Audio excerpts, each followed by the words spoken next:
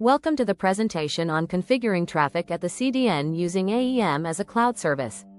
In this session, we will explore the features that can be configured at the Adobe Managed CDN layer to modify incoming requests or outgoing responses. AEM as a cloud service provides a set of features that can be configured at the Adobe Managed CDN layer. These features include request transformations, response transformations, client-side redirects, and origin selectors.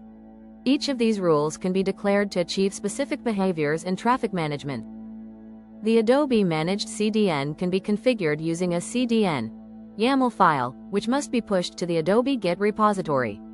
To deploy this configuration to an AEM as a cloud service environment, we need to create a configuration pipeline.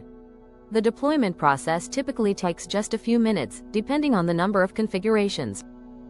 To set up an AEM as Cloud CDN pipeline, start by creating a file named CDN YAML. Place this file somewhere under a top-level folder named config or similar.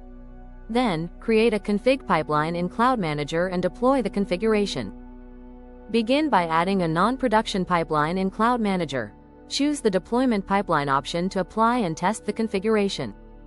Next, specify the source code location for your new pipeline. Ensure the repository and branch are correctly set, and save the configuration. All of these rules, declared in a configuration file stored in source control, are deployed using the Cloud Manager config pipeline. Please note that the total size of the configuration file, including traffic filter rules, must not exceed 100 kilobytes. Here is a sample set of traffic filter rules, which also includes a WAF rule.